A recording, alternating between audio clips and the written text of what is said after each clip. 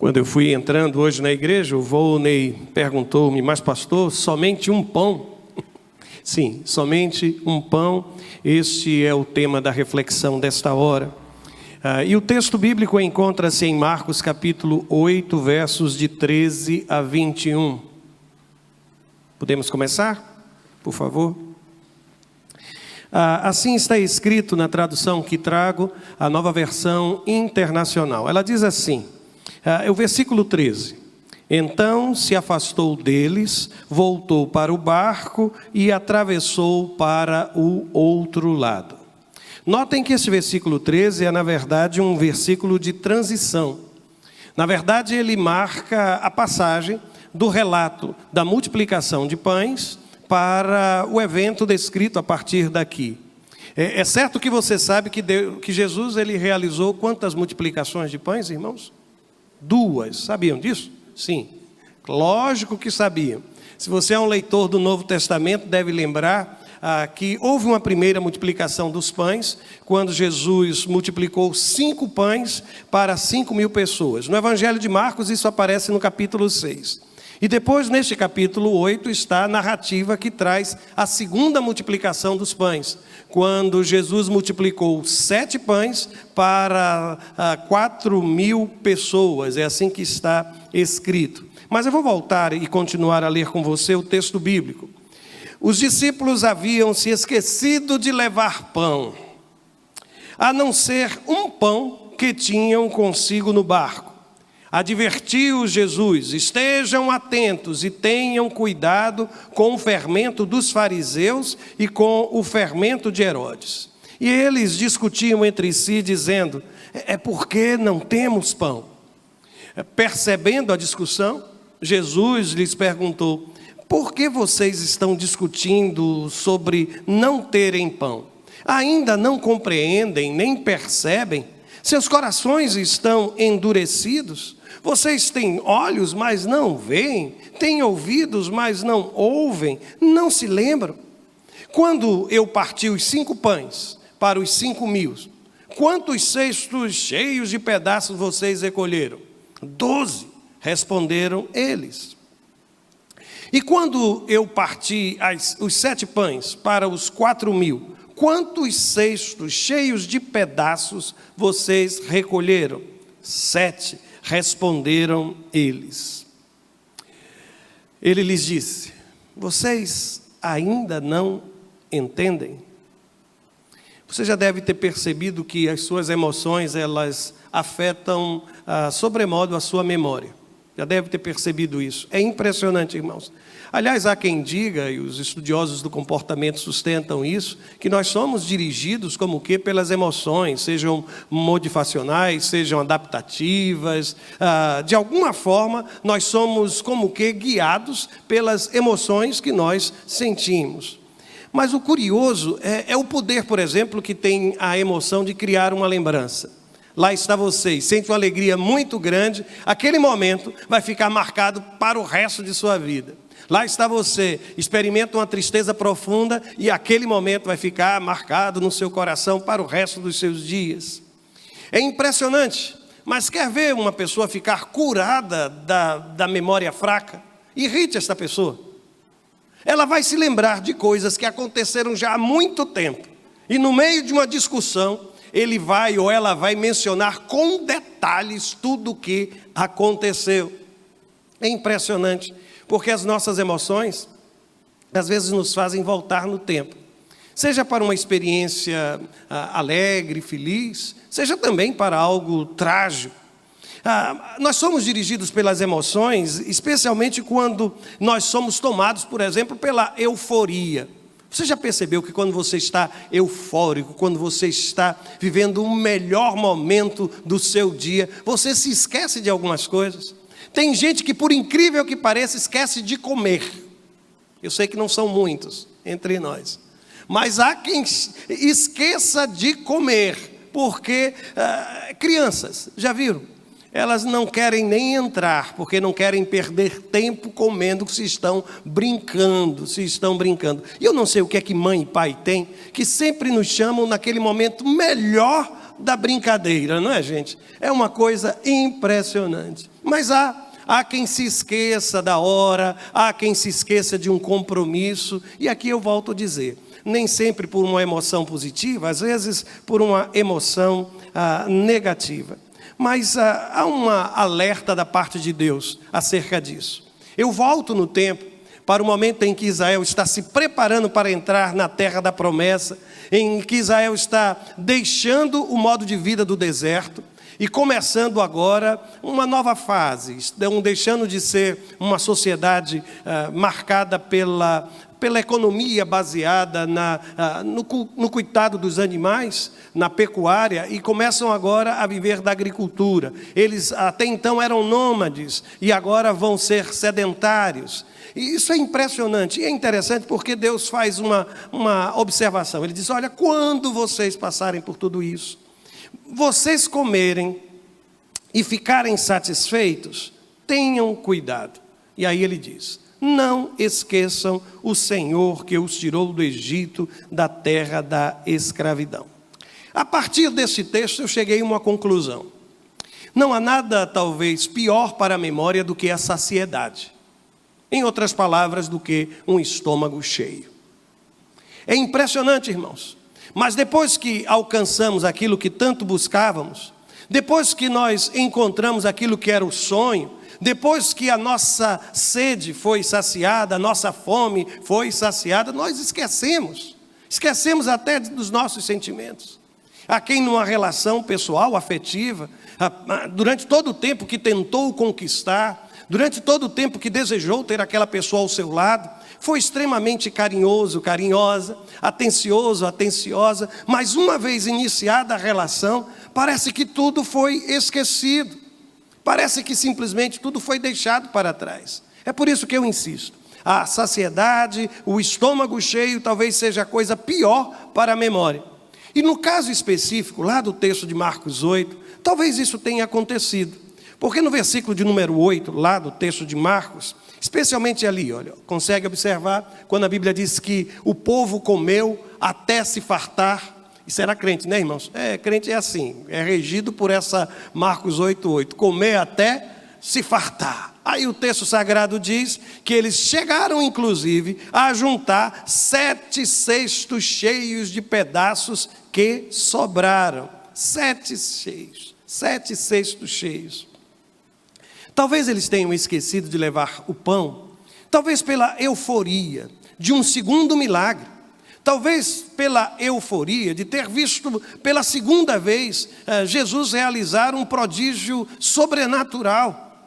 Talvez eles tenham esquecido de levar o pão porque estavam agora saciados. E quem sabe, parece que a gente entra no modo automático. O mesmo Deus que me serviu, o mesmo Deus que me socorreu, o mesmo Deus, eu não preciso fazer nada, Deus vai fazer tudo para mim.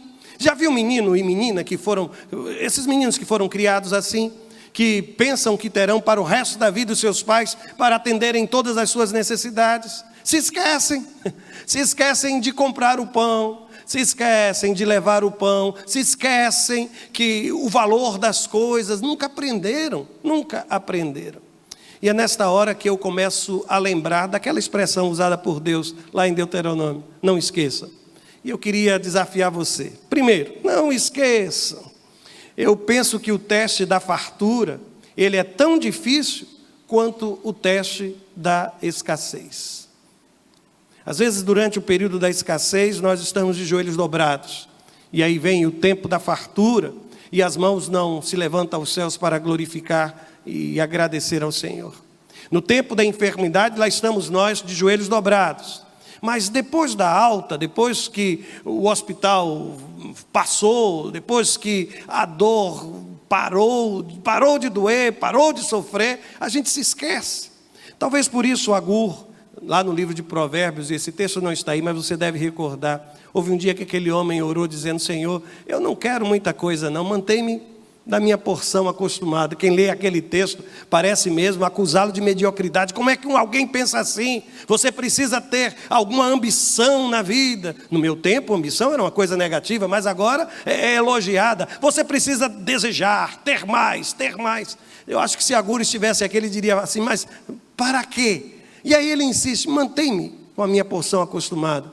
Eu não quero ter muito dinheiro, ter muita fartura, para não esquecer de ti. Mas também não quero viver a experiência da pobreza, porque eu sei que eu sou frágil e eu temo que eu também vá me esquecer do Senhor.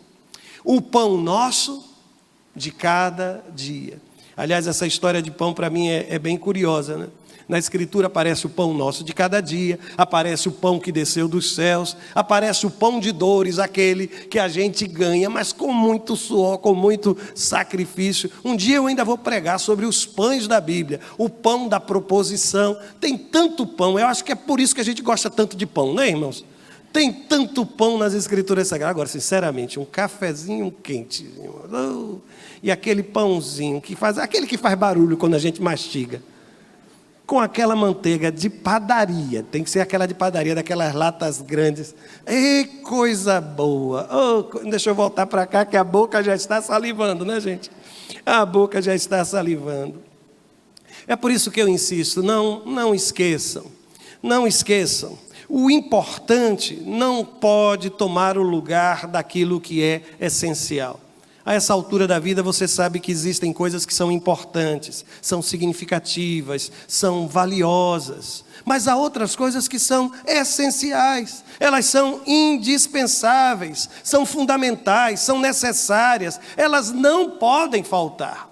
Querem ver só? Ter uma casa é algo muito importante, irmãos, mas ter uma família é essencial, é essencial. Estou errado? Eu preciso entender que há uma diferença às vezes sutil, e às vezes a gente se esquece do pão. Consegue entender o que eu quero dizer? Daquilo que é essencial. Dos filhos, a gente se esquece de si mesmo. A grande preocupação em torno desse texto é exatamente essa. Talvez pela euforia, a contemplação do milagre, eles tenham esquecido. Lá em Salvador, comprar o pão era a minha tarefa em casa. Comprar o pão. Às vezes, eu não sei o que acontecia no caminho da padaria até em casa, alguns pães misteriosamente sumiam do saco. Ou em alguns casos eles perdiam o bico, mas o bico do pão, não é, irmão? Aquela pontinha assim do pão. Porque lá em Salvador não se compra pão francês. Vocês são muito chiques aqui, viu, nessa região. É pão de sal, é pão de milho, é pão de leite. E não é pãozinho desse tamanho não, irmão. A gente compra vara de pão, sabe? Aquela coisa bem grande, bem grande. E eu me lembro que essa era a minha tarefa. E às vezes a mamãe saía, e quando saía dizia assim, não esqueça de comprar o pão. E, gente, às vezes, faltando 10 minutos dela chegar, eu me lembrava, e então saía correndo até a padaria, porque não podia faltar o pão, não podia faltar o pão. Não esqueçam. Aliás, deixe-me dizer mais, não esqueçam. O coração e a mente precisam obedecer à orientação que vem dos joelhos dobrados diante de Deus. Eu disse que, às vezes, as emoções, elas querem assumir o controle da minha vida e da sua vida. Se você for mais racional, pragmático, você vai dizer, não, pastor, esse não é o meu caso. É a minha mente que me conduz. Eu sou extremamente prático. Mas eu quero lhe dizer que não é nem a cabeça, nem o coração. São os joelhos. É do joelho que vem, irmão, a orientação maior, a sabedoria maior, a consolação que vem dos céus. É do joelho que se dobra. E às vezes estamos discutindo se a orientação mais importante vem do coração, faça aquilo que o seu coração... Não é assim que algumas pessoas querem me orientar? Outros dizem, olha, pensem bem, mas pense bem sobre isso. Não vá fazer nada que depois você vá se arrepender. É nesta hora que eu olho para um lado, olho para o outro, dobro meu joelho e disse, olha, a minha orientação vem dos céus. A minha orientação vem de Deus. Mas eu continuei a ler aquele texto e o que eu percebi foi um mistério. Eu não sei se você gosta de filmes de suspense, de mistério, né? Para mim aqui nesse texto há um mistério. É o que eu estou chamando aqui do mistério do 8º pão. Eu vou explicar o que eu quero dizer. No versículo 14, aquele versículo em que está registrado que eles esqueceram de levar o pão, o texto diz assim: os discípulos haviam se esquecido de levar pão, a não ser um pão que tinham consigo no barco. Tinha um 8º pão. Por que eu estou fazendo a conta de 8 pães? 8 pães. Porque lá atrás, você se recorda que quando Jesus perguntou, vocês têm pães? O que foi que eles disseram? Tinham quantos? Aí eu fiquei pensando, de onde apareceu aquele 8º pão?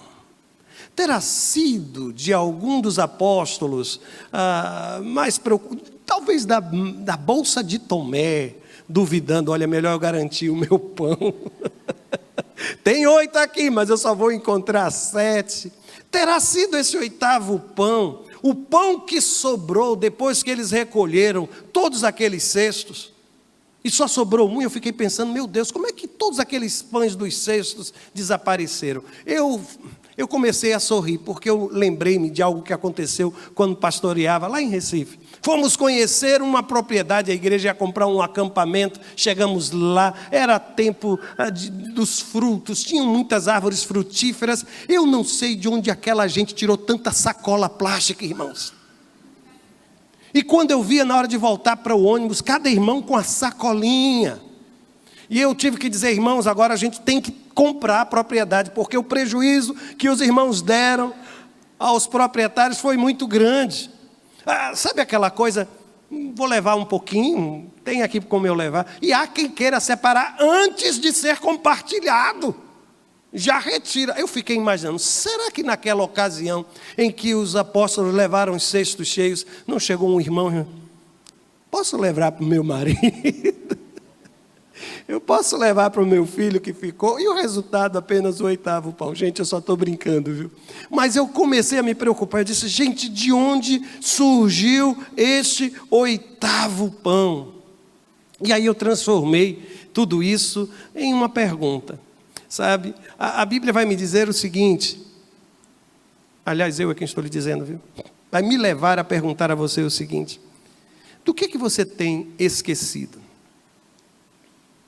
Quando no texto sagrado aqueles homens reconhecem que esqueceram de levar pão, eu comecei a me perguntar, o que na marcha da minha vida eu tenho esquecido? Será que você tem esquecido de Deus como seu companheiro? Dos seus momentos de devoção ao Senhor? Será que você tem esquecido de quem você ama? Das pessoas mais importantes da sua vida? Será que você tem se esquecido de você mesmo? Será que você tem esquecido de algum voto que fez ao Senhor algum dia, em algum momento na sua vida? Será que você tem esquecido daqueles que um dia lhe serviram e que foram bênção na sua vida? Hoje eu vim aqui lhe perguntar, o que é que você esqueceu ao longo de sua história? O que é a euforia, o que é a realização, o que ficou para trás e não deveria ter sido esquecido? Quem ficou para trás? O que ficou para trás? Mas além de lhe perguntar do que é que você tem esquecido, eu aqui estou também para lhe perguntar o que é que você ainda tem no seu barco. O que é que você ainda tem? Eles disseram, olha, nós esquecemos, mas ainda temos um pão. Eu não sei se você se recorda, mas nos dois milagres, nos 2 relatos, nas 2 ocasiões, quando Jesus multiplicou os pães, na primeira vez, ele recebeu 5 pães e 2 peixes de um menino. Na segunda multiplicação, 7 pães que eram dos apóstolos. Você já observou que os 2 milagres eles foram feitos a partir daquilo que já existia? Jesus ele não criou pães do nada. Ele multiplicou aquilo que já existia. É por isso que em alguns momentos de crise, eu preciso ainda me perguntar o que sobrou? O que eu ainda tenho? O que restou? O que ainda tem na despensa? O que ainda tem na minha alma? O que ainda tem no meu coração? A relação está por um fio, mas o que ainda me faz olhar para esta pessoa e ter um mínimo de esperança? O que ainda me faz levantar pela manhã e agradecer a Deus e juntar minhas coisas e ir para o trabalho? O que restou? Eu quero lhe dizer que é a partir destas coisas, que às vezes parecem tão pequenas, Deus tem um poder tão grande de multiplicação, gente. Tão grande.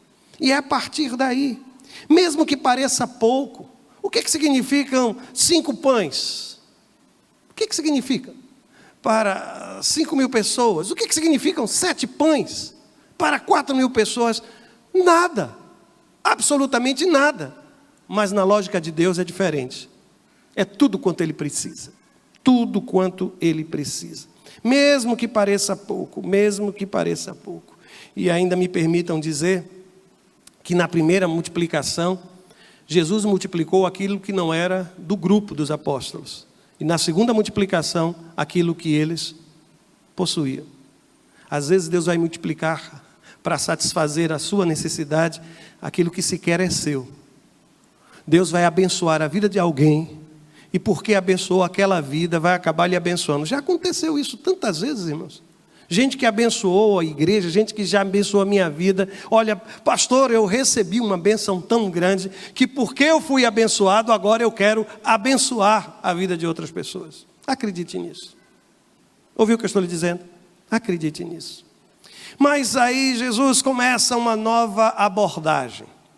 E ele traz uma palavra de advertência, que é mais ou menos assim, olha, cuidado com o fermento. Isso está no versículo 15. Jesus disse, advertiu Jesus, estejam atentos e tenham cuidado com o fermento dos fariseus e com o fermento de Herodes. O fermento de Herodes. E eu comecei a perguntar, quando você lê esse texto, o que é que você imagina ser o fermento dos fariseus? O que é que você imagina ser o fermento de Herodes? É uma pergunta difícil, né, gente? Mas deixa eu lhe dar uma sugestão. Normalmente, quando se pensa no fermento dos fariseus, e aquele pó ali é só fermento, viu, gente? Nos dias de hoje, pó branco assim é um problema. A hipocrisia. É possível que Jesus esteja fazendo referência especificamente à hipocrisia dos líderes religiosos do seu tempo. Talvez Jesus estivesse ali fazendo uma referência clara ao comportamento daqueles homens no primeiro século. Quando ele fala do chamado fermento de Herodes, é provável que ele esteja tratando do poder. Desculpe a redundância, mas do poder que tem o poder de corromper a vida de quem é investido em alguma função de autoridade, em algum cargo, em alguma... Estão entendendo? De um lado a hipocrisia religiosa, do outro lado a sede de poder. Mas eu posso falar um pouco mais sobre isso. Quando eu falo de hipocrisia, se você abrir, por exemplo, o capítulo 23 de Mateus, Jesus vai dizer, olha, tenha cuidado porque essa gente tem um discurso perfeito, mas a atitude é completamente diferente. Isso é hipocrisia. E aí Jesus diz, olha, tudo que eles disserem, façam. Mas aquilo que eles fazem, não copiem. Porque eles falam, mas não vivem. Em relação aos fariseus, eles criaram uma distorção entre a pessoa e o personagem. Eles são aqueles que naquele capítulo que mencionei há pouco, em Mateus 23, Jesus vai fazer referência nos versos de 25 a 28, eles são especialistas em lavar o lado de fora do copo, em lavar o lado de fora do prato, eles são como que sepulcros caiados, eles vivem de um personagem, eles vivem de uma aparência que não é real, e isso é hipocrisia. Quando Jesus fala sobre isso, ele mostra que aquela gente havia separado piedade da misericórdia. Diz que eles faziam orações enormes pelas viúvas, ou em favor das viúvas, mas o interesse deles era tomar aquilo que aquelas mulheres possuíam. Isso está no versículo 14. Depois ele mostra que eles eram conhecedores, eles tinham muito conhecimento, mas nenhuma misericórdia. Eles anunciavam um caminho que nem mesmo eles se esforçavam por trilhar. O Evangelho ele resgata como que a vida de um homem que está tão distante de Deus, mas há aqueles que se colocam na porta, nem entram, nem deixam ninguém entrar, criando obstáculos. Aquele ou aquela a quem Deus tem convidado para estar ao seu lado. E isso é hipocrisia. E a pior manifestação da hipocrisia é aquela que se manifesta entre os religiosos. Este, de todos, é o pior dos hipócritas. E Jesus está dizendo, olha, tenham cuidado com isso. Tenham cuidado com a tentação de querer parecer aquilo que você não é. Tenha cuidado para que não haja uma divisão entre o seu discurso e a sua prática, entre a sua teoria e a sua prática. Tenham cuidado, é isso que Jesus está dizendo. Mas o curioso é que quando Jesus fala isso, eles ficam apavorados, né? Eles ficam completamente apavorados, sem saber o que Jesus está tratando. Mas como eu falei, existe um outro fermento, que foi o fermento de Herodes. E eu sustentei a ideia de que esse fermento possivelmente seja uma alusão à sede de poder. E no caso específico de Herodes, Herodes é aquela pessoa que não sabe, não descobriu, parece que esqueceu que a função que eu ocupo é para o serviço, não é para domínio. Eu gosto muito da expressão servidor público, e eu sei que alguns dos senhores e senhoras que aqui estão, ou se aposentaram como, ou são hoje servidores públicos. A expressão desta palavra é belíssima, não é, gente? Servos do público. Servos. Diácono é a transliteração de uma palavra, e você sabe disso, grega, que significa servo. O grande problema é quando nós transformamos isto em título, e não em função, não em exercício. E aí perdemos de vista que todas as vezes que Deus coloca você em alguma situação de chefia, de serviço, para atender a estas coisas extraordinárias ou coisas muito simples, de limpar um chão, até administrar uma enorme empresa, Deus lhe colocou para que você possa servi-lo e servir o seu semelhante. Se isso não existe, o que transborda é somente a sede de poder. E Herodes sofreu com isso. Herodes sofreu com isso. Em Lucas, no capítulo 23, ele, quando vai receber Jesus, ele chega a dizer que estava com muita vontade de conhecer Jesus, já tinha escutado tanta coisa, queria ver se Jesus fazia uma espécie assim de demonstração do seu poder para ele. Uma reservada, né? uma coisa assim, ele queria ver algum milagre de Jesus. Jesus, com a sabedoria que possuía, permaneceu em silêncio durante todo o tempo. E como Jesus não atendeu aos caprichos de Herodes, até Herodes se juntou para zombar dele. Herodes provavelmente sofria dessa coisa do poder que distorce, do poder que corrompe, porque uma coisa, irmãos, é o poder enquanto capacidade de. É quando eu acredito que Deus reveste você e a mim de poder para o exercício de. E a outra coisa é quando eu imagino que eu posso controlar este poder que Deus me deu como um dom, e com esse controle eu posso dominar as pessoas que estão à minha volta. Consegue entender a diferença? Eu acredito que esta foi um outro viés, um outro caminho percorrido por Herodes. Herodes, ele tinha poder, sim. E se você se recorda, João Batista se levantou contra isso. João Batista foi uma voz que se levantou a favor da família, dizendo que o que ele havia feito era reprovável. E por causa do seu discurso a favor da família, ele acabou morto. Acabou sendo perseguido. Por quem? Por ordem de Herodes, o Herodes o Grande. Lembram-se dessa história?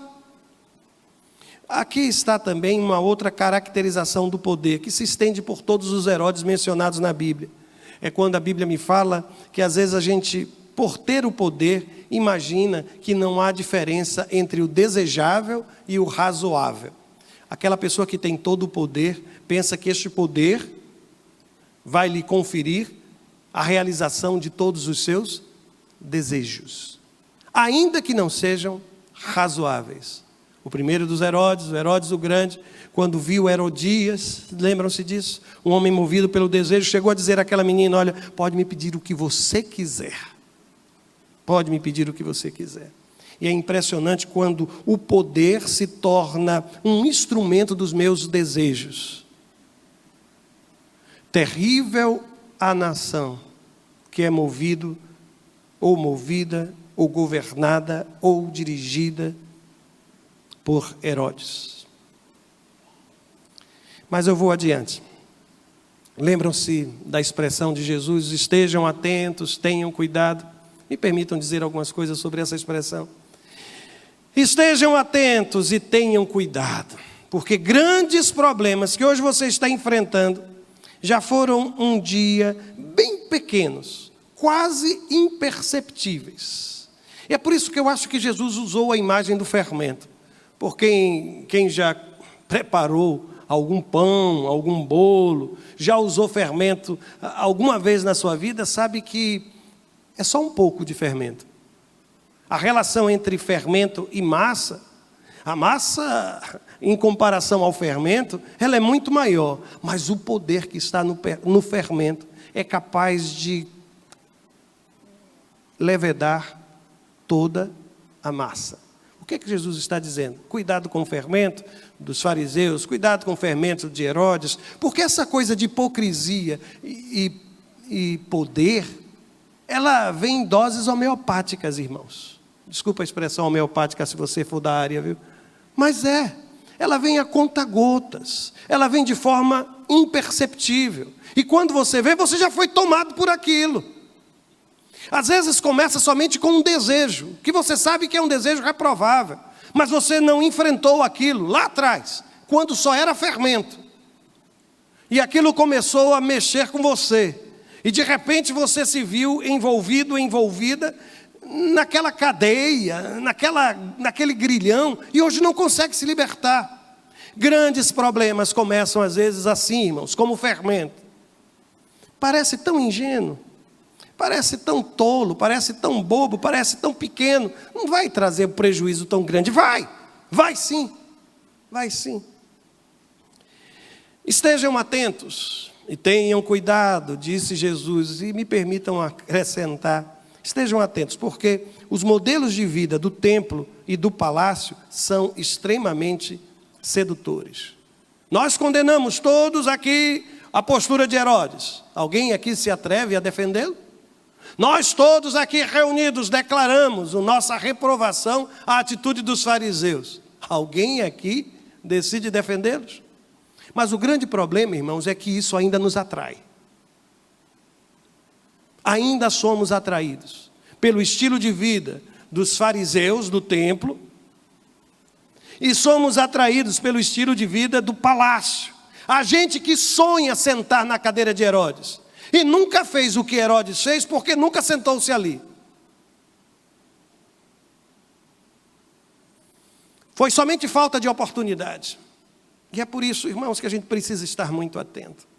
Às vezes aquilo que a gente reprova em sã consciência, quando a gente ouve falar de escândalos, corrupção, isto, aquilo, problemas de uma relação familiar, de traição, disto, aquilo, nós juntos, no momento de sanidade, concordamos todos que isso é reprovável. Mas até que a possibilidade de ser corrompido não me alcance, até que eu não tenha a oportunidade de trair meu marido, minha esposa, meu namorado, namorada, e eu estou acrescentando namorado e namorada, porque fidelidade a gente constrói cedo, viu, gente? Estão ouvindo, vocês que são mais jovens que eu? Fidelidade a gente constrói cedo. Tenha cuidado se você está convivendo com alguém que já lhe traiu uma vez, 2 vezes, 3 vezes, 4 vezes. Não pense que colocar um anel no dedo daquela criatura vai fazer dele um monogâmico, radical. Não vai, porque acostumou-se a viver assim. Quando ele vai para a rua, ele é um caçador, é um lobo, que olha sorrateiramente, tentando encontrar a próxima vítima. Já disse.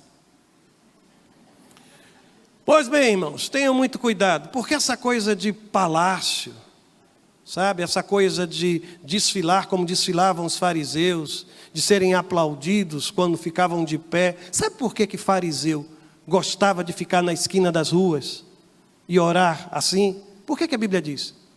Porque eles eram aplaudidos. Posso lhe dizer uma coisa? Você compartilha e eu compartilho da responsabilidade da construção de fariseus, porque você aplaude. Se não existissem aplausos, as esquinas não se tornariam lugares de hipócritas. Prestem atenção.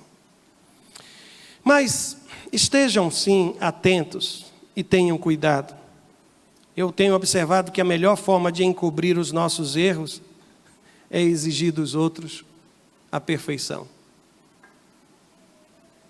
E a gente se torna mestre disso, viu? Tenham muito cuidado. Porque lá estavam aqueles fariseus, lembram-se? Exigindo os detalhes, isso aqui, aquilo ali, meticulosos. Eu tenho medo de gente assim. Gente que é piedoso demais, sabe? Religioso demais. Legalista demais. Meu Deus do céu, irmãos. Quando eu escuto coisas assim, eu fico preocupado. E lá estavam os fariseus. Por fora, a beleza de um altar caiado, ou melhor, de um sepulcro caiado, imaginando ser altar, né? E por dentro, somente podridão, podridão. Somente um pão. Mas a mensagem não vai terminar aqui hoje não, viu? Ela vai continuar hoje à noite. E aí você só ficou com um pedaço de um pão, vejam só. Só tem um pão e a gente só desfrutou do pedaço dele. Foi dividido, foi dividido. Mas eu espero que Deus tenha falado ao seu coração. Se Deus falou ao seu coração, escute o que Deus está querendo lhe dizer. Está querendo lhe dizer.